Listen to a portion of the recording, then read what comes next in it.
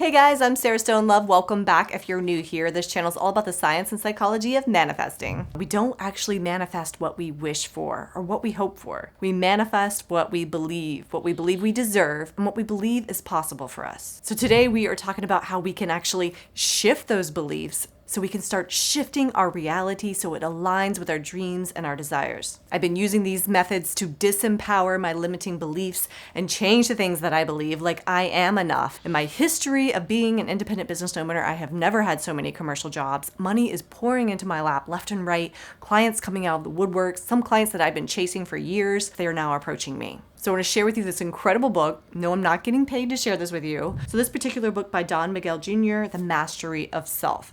And it's all about ancient Toltec wisdom. This ancient wisdom is all based on this belief that we are all living in a dream. And each individual actually creates their own reality and their own dream based on their beliefs and perceptions. And they say that the dream of the planet is filled with all these mental and emotional things that throw us off balance and cause all of this suffering. But the Toltecs teach that the only reason we're suffering is because we are forgetting that we are the architects of our own reality and we have the power to change it. I would love to talk about the entire book tonight, but there's no way I could do that. And two of the concepts I want to share with you are domestication and attachment. So domestication is very similar to what some experts call programming, childhood programming. The example he gives in the book is about a little boy whose grandma cooks him dinner. And the little boy says, "I'm full, Grandma, I'm done." And Grandma says, "No, you need to finish your meal." And the little boy says, "No, I'm full." Grandma says, "Well, guess what? Think about all the kids out there that are suffering. Children that have not enough food. You can't waste food. You've got to eat it all." Now, the grandmother didn't actually realize she was doing this. She had good intentions, but she was actually shaming her grandchild to condition him to follow the rules that she believed were best for him, and not actually what was best for the child. So instead of listening to his body, he became programmed as an adult. He finishes all of his meals, even though it's not good for him, it's not healthy. So he's going against his inner instinct, his inner intuition, and instead being domesticated and conditioned to follow rules of his grandmother. How many things have you been domesticated? By your culture, by your parents, by your siblings. For instance, I grew up in the 80s and things like, you got to drink cow milk because it does the body good. It was the only way I was going to have strong bones as I grew up. Of course, now if you read anything about it, then you know how bad cow milk actually is for you. But I was domesticated and conditioned to believe that I had to drink it. Oh, growing up in the 80s, another thing was that every woman had to have giant boobs in order to be valuable and sexy and pretty. And so I was conditioned to believe that being a smaller chested, flat chested girl, that I was not pretty. I had no value. I was terrified to go out in my bathing suit. I hated my body. Now that seems insane to me. I absolutely love exactly the way I am, but it just goes to show what conditioning from the culture and the movies I was watching, how it was programming my mind to not like myself. It's just crazy to think, and I know this is still going on, how our physical features can actually change the whether or not we feel like we are worthy of things or deserve our dreams or deserve to be happy. It is literally the voice of insanity. So one of the lessons that he gives in this book that I love is to pull out a mirror and whatever it is you start hearing in your head, write it down. You know, my nose is big. Oh my God, I have wrinkles. I look tired. I look terrible. And that is the voice of what he calls the parasite. Any negative thing that you think or say about yourself is actually not your voice. You were not born into this world saying negative, mean things about yourself. You were fully accepting and loving yourself as a baby. All of these little negative things that you feel about yourself is programming. Every single one of them. Whose voice is it? That's one of the questions you want to ask yourself. Whose voice is this? This is not my voice. I was not born with this voice. Is it even true? Does it have to be true?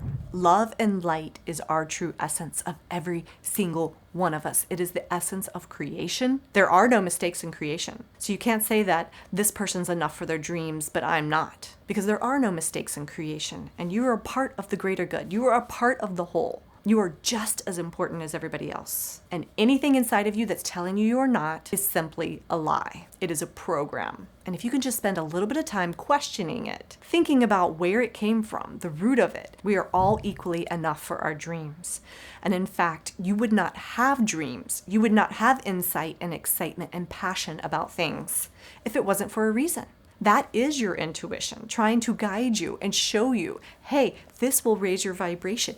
This is the path. Follow this. Any negative self-talk is backed by some kind of belief. And it is all part of some kind of domestication, some kind of programming that you've been conditioned to believe. But you don't have to believe it anymore. The second you start believing that you are enough, the second you start believing you deserve your dreams, you will manifest them. If it can happen for me, it can happen for you. Another cool thing I've learned in this book is about attachments and how attachments create fear because you fear of losing the things you're attached to. Maybe it's your house, maybe it's your car, maybe it's your phone. When I first started doing the exercises in this book about attachments, I was like, oh, I got this one. I'm not attached to anything. I'm like this rare species of woman that has 3 pairs of shoes for the last 5 years. The way I am, I'm not attached to these material things. So I thought, oh yeah, I don't have any attachments. I don't have to worry about this. But then I thought about my phone. So what this book has you do is think about things you're attached to and then visualize not having it. How does that make you feel? And the more you start practicing visualizing not having it, the more you start releasing and letting go of this attachment, which is really powerful because behind every attachment is fear. Fear of losing the attachment. And this fear sends out a frequency. As we already know, our emotions have frequencies. You can look at the scale of consciousness developed by David Hawkins, where he actually measured the frequencies that are emitted by emotions, and fear, shame, guilt, all those are towards the bottom.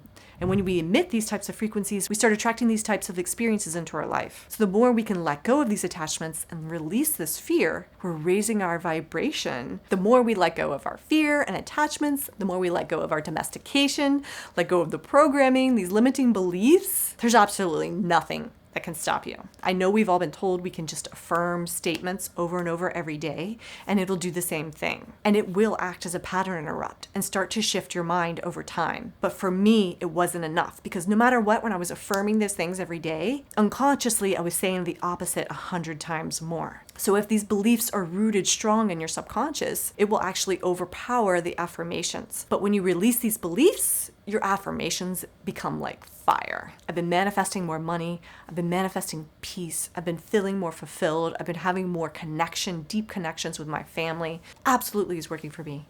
I know it's going to work for you too. With all of my heart, I really just want everybody to feel better. I want everybody to experience positive things in their life. As Oliver Nino always says, and I love this, if we heal ourselves, we're actually healing the whole planet and raising the vibration of everything that's here. I'm Sarah Stone Love. If you enjoyed the video, please let me know, leave me a comment, and join me every week. I'll be sharing more content on how to manifest your dreams.